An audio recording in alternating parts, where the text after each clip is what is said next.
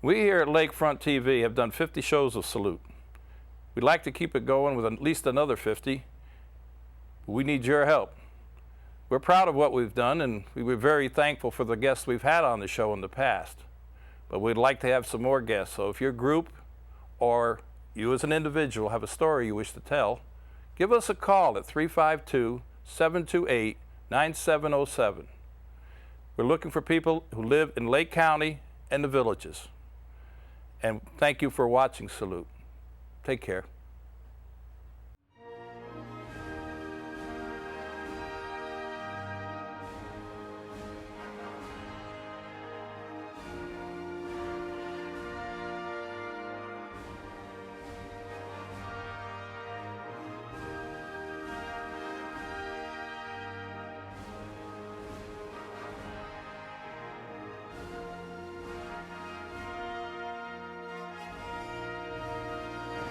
Hello, I'm your host, Bob Peters. Welcome to Salute. We're here today in Eustis, Florida at the Volunteer Village for Habitat for Humanity. With me is Mr. Ken Adcock, CEO of the Volunteer Village and of all of Habitat. Well, thanks, Bob. We're glad to have Lakefront TV, and on behalf of Habitat and our board of directors and our staff and our volunteers, we're glad to invite you in to see what's going on here. I'm looking forward to it. Well, let's go. We'll take it.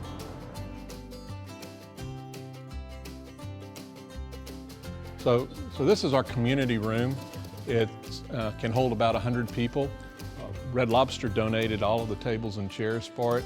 And this is where we have the cafeteria. This is where we have meetings and auditorium space. And then the perimeter of this is 10 rooms that hold about 10 bunk beds each that form our hostel. And that's where the students reside. And where are these students from? They're from Austin Peay State University in Clarksville, Tennessee. And every group that comes through will leave some legacy that will be part of this facility. And so them being the first group, it's only right that they leave something for us. We're leaving our mark, sort of like a legacy. We're kind of honored to be the first group, so we wanted to say thank you for all the wonderful amenities that this facility has provided. And we wanted to tell others of our experience of being able to serve and the idea of people helping people, and that's why we came to help. And I don't know, it's been fun, it's been exciting. And so that's what this is all about, saying thank you. It says Alternative Break, January 2014. We were here, blessed by Serve, which is our organization. People helping people, love getting our hands dirty. And then my name, Maggie. I am a Navy veteran and non-traditional student, so I've used my Montgomery GI Bill to go back to school. And for me, this is kind of special because this is definitely a way of giving back, not only collegiately, but to communities that support the military as well. It means a lot to me. Yeah, you have several groups coming in quite a few numbers, right? Yeah, we've got quite a few that are coming. We've got some from Dalhousie in Nova Scotia, Ohio State, Eastern Carolina. There's a lot of groups coming, and so we're looking forward to being able to host. This group has been instrumental in helping us determine what do we really need to do in order to focus to do this with quality. Good. Well, let's go take a look in the dorms and meet some of the other kids. Okay, will do.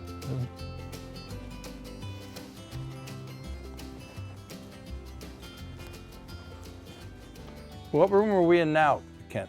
This is one of 10 volunteer rooms. This one holds about 10 people in bunk beds, and we've got lockers for everyone. And this is where the volunteers stay during the course of the week. How did this all come about with this style of? Well, after Hurricane Katrina in 2005, we recognized that there was a need for housing volunteers that would come down and help in the recovery effort. And so we developed this as a model after Katrina, and we have replicated it here. In fact, the bunk beds actually came from Hurricane Katrina in Ocean Springs, Mississippi. Well, you were there then, right? Yeah, well, I was there for about 4 years. And this whole concept is something that you pretty much came up with after Katrina. Absolutely. And it's a model now, is it not? It's the first model post-Katrina, And it's quite interesting because Diana from Austin Peay, she's from Biloxi, Mississippi, in fact. Really? Did you remember Katrina? I was in my house during Katrina. Yeah. Yeah, so it was pretty intense. So tell me, what has this experience meant to you? Well, this was a one-of-a-kind experience because a lot of the places we volunteered before don't provide for us housing. So it's very difficult for us to find a place to stay and volunteer. So we're very selective. But this was one of the places that actually have housing provided at the site. So it was very easy for us to work with them and volunteer with them. And the group you're with is called what? So we're with Austin Peay State University. We're with a program called SERVE. And SERVE stands for Students Engaged in Responsible Volunteer Experiences. Oh, that's great. You guys are doing a great job. So we have a few more men in the room that we'd like to have a little chat with from the university. Guys, could you give me your names? Sure.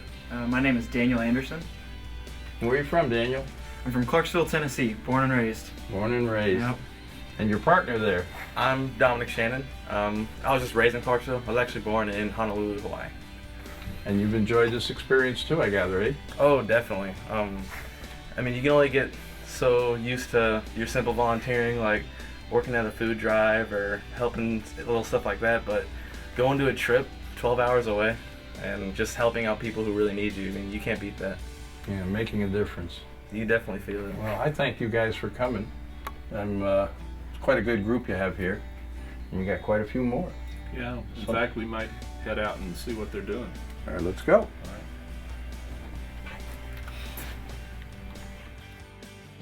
All right, Bob, we're out here behind the bathhouse. You know, if you've got 100 volunteers, you're going to need a place for them to shower and change and take care of themselves. So this is a bathhouse. And then beyond that, we've got this official beach volleyball court. It's a regulation volleyball court. And then we've got the basketball court here. So then in the evenings, they can have something to do to pass the time and enjoy themselves. And it really makes for a all-encompassing, holistic kind of experience for them. Yeah. Tell me a little bit more about the students. The students, they pay, right? Right. You know, the students, we provide all the supervision, all the insurance, all the materials for construction and for the rehab portion, and we provide portions of the meals, and they contribute $250 for the week, and that includes their place to stay, the meals, and that experience. And so we use that as a purpose of trying to not only cover our costs and expenses related to the village, but also if there's anything left over, it goes straight to the mission of helping build those houses. Oh, that's great. And we understand we have a couple of people who benefited from this program. Right. You know, one of the things is Habitat believes that we should live in a world where there are no substandard housing conditions. And over 1.6 billion people worldwide live in substandard housing conditions. Wow. And you would think that in America that we wouldn't be faced with that, but there's a large contingent of people that really have a need for affordable housing. And so we're going to meet a couple of people that have already benefited from what Habitat does.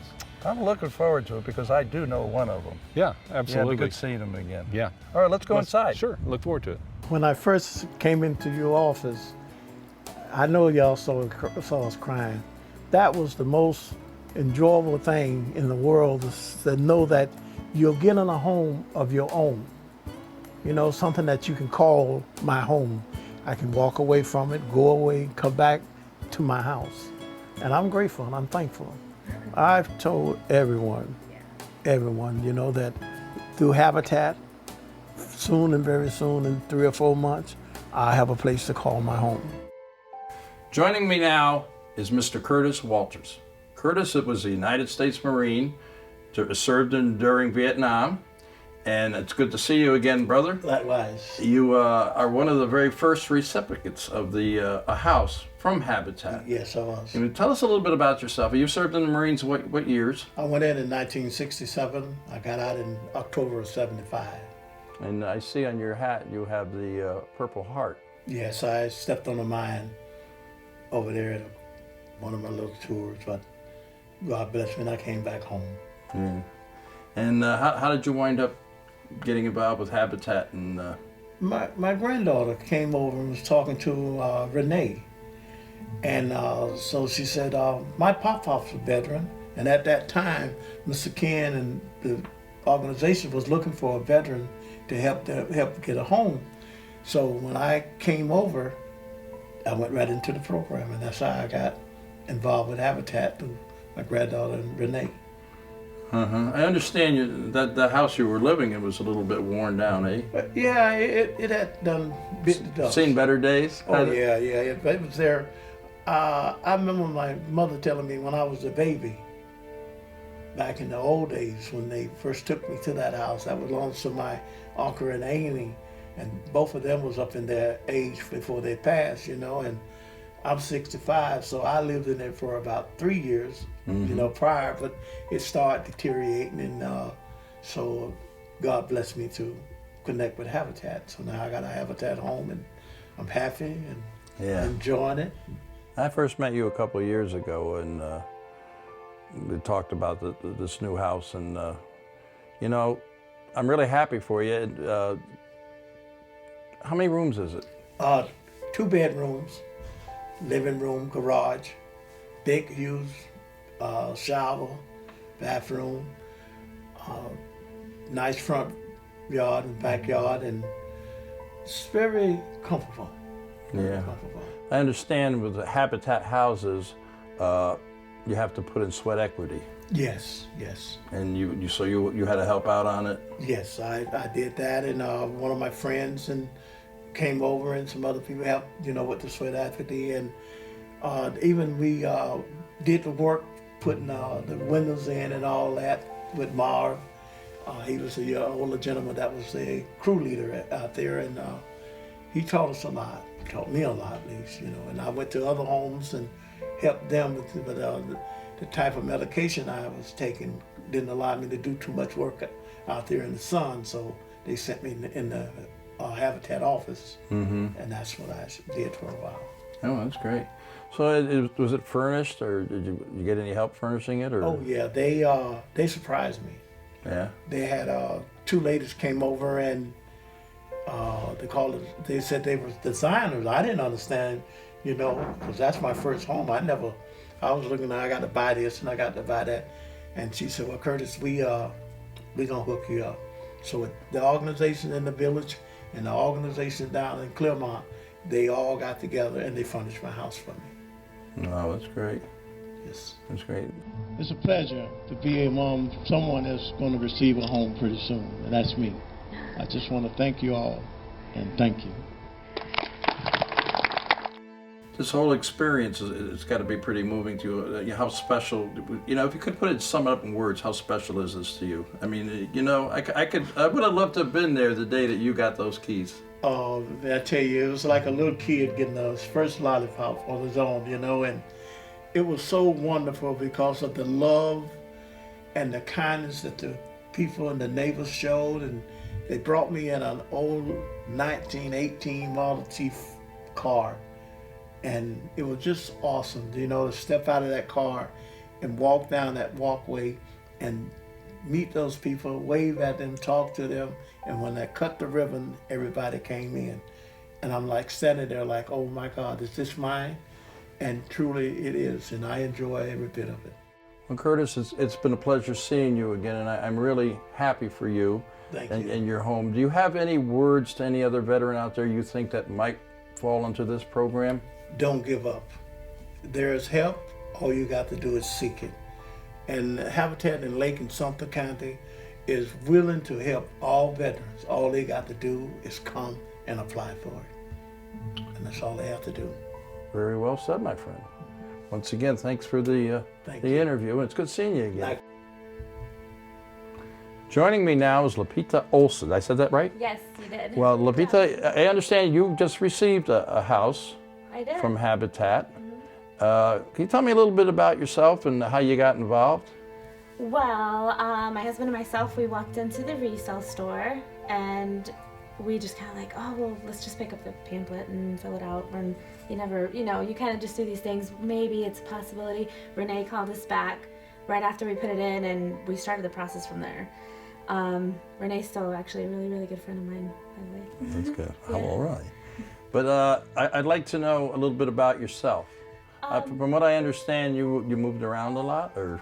I did. My mom was a migrant worker, so we always moved around. I never had like just one stable like home that I always came back to. We moved around. We did New York and we picked apples there, and then we went to Indiana and we did corn, and we did South Carolina, North Carolina, and we did peaches and all of that stuff, and Florida was oranges, and we were all over the place. Yeah. So this house has a real special meaning for you now, right? Oh yeah, it's huge for me and for my husband. My husband as well. He moved around a lot. We want to have a place for our kids to grow up in and just know that this is where they're going to be. This is going to be our community. I get to know my kids' teachers, and I want to like bring in birthday cakes and throw parties and have their friends be able to come over.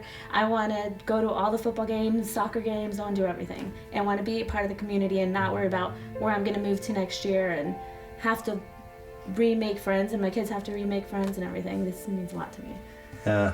Yeah. I saw your pictures. You have how many children now? 3. 3 children. Yep. Yeah. You showed me a couple of them. They're beautiful kids. Thank you. And I'm very happy for you. And if you were to say something to the people out there about what Habitat means to you personally, and what this whole experience has meant, you had to do the sweat equity type thing too, right? Yeah. Me and my husband both did. I was nice and pregnant. I couldn't climb up on the ladders and do any of that stuff. But I loved it. It feels nice doing stuff for other people because we were working on other people's houses and everything.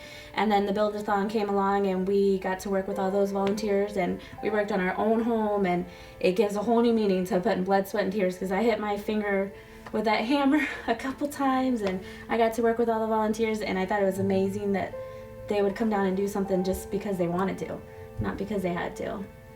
And they make a difference. Oh, and yeah. so Habitat made a real big difference in your life. Yeah. Huge difference. Yeah. Well, I hope you enjoy your new home. I know you do. I do. And I love hope it. you have many, many years there. And Habitat is, I'm sure, will always be a part of you. Always, forever. They have actually a big plaque in my living room. Oh, really? They do. That's they do. special. Yeah. So we have the plaque on the wall in the living room. It says Home Sweet Habitat Home on it. It's right smack dab above my TV. And then in our kitchen we have the picture with all of the volunteers, and they all sign it. I love it. I love looking at it. People who haven't seen our home yet and they come over and look at it, I show that to them. It means a lot to us. Made tons of friends. It holds a really, really special. Habitat is a huge, huge part. I don't want to get emotional. I hold a big spot in my heart. Well, I thank you for sharing your story with us. Thank you for listening to it. Hey, gang, it's time to say goodbye on the show. And I'm glad you all came. It was a pleasure meeting you all, but it's time to do it, and this is how we do it. You ready? To all our veterans out there, our active military and their families, we salute you for all you do. Till next time. Night. I don't even know if I can hit it that far anymore.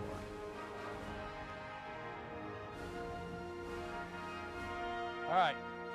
Now, I don't want anybody laughing if I don't get this ball over the net. Here we go. Ah! That was terrible. Wrong net.